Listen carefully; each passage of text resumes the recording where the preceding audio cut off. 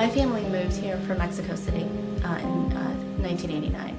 And what I remember about Mexico City was growing up in a place where we didn't have indoor plumbing, we didn't have running water inside the house, and there's no other way to describe it. We were dirt poor. When we moved to New York, I was just amazed by the fact that we had indoor plumbing, and oh, by the way, we had hot water coming in through our pipes. And I remember being a little girl and turning on the water and turning it off, and I just thought to myself, we hit it big. But we were living in a one-bedroom apartment in essentially, poor conditions.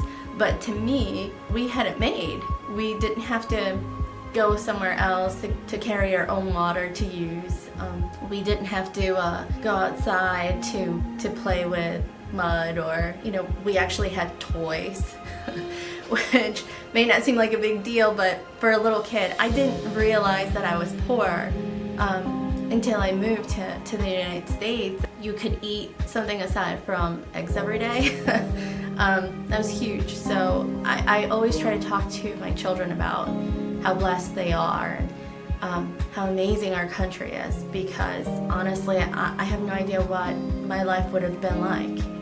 My father was working 2 jobs to try to take care of 3 kids, and he still couldn't, make ends meet. But our country has provided my family with so many opportunities.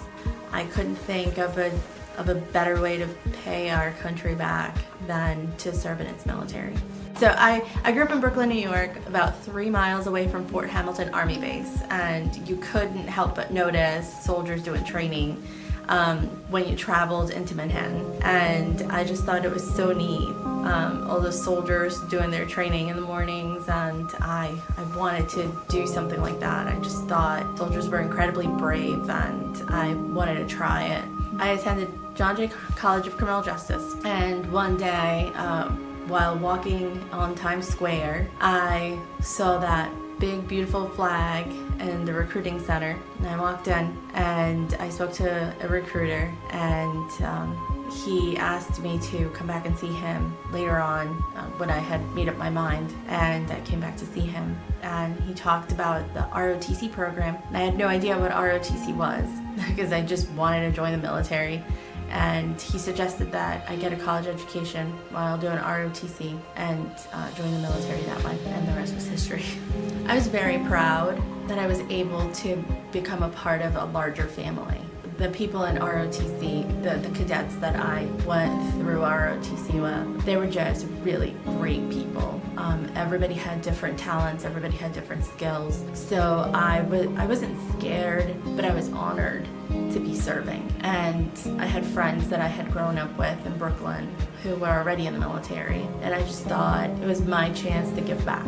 I am humbled every single time I stop and talk to a soldier, no matter what their occupation is. I learn something from them every single day, and I feel like they want to make our Army a better Army. And I've talked to people in the Air Force, I've talked to people in the Navy, and I just feel that with the young men and women who we have in our military, there's just a sense of pride that they choose to volunteer to do what they do every single day, and that my children get to grow up in a free country because of the sacrifices that these guys and gals are making for them. I hope to be a great example for my children as to what hard work looks like, what love of country looks like, what love of family looks like, and in a sense, love of my extended family, that is the South Carolina National Guard. I have had a wonderful career and no regrets being in the military.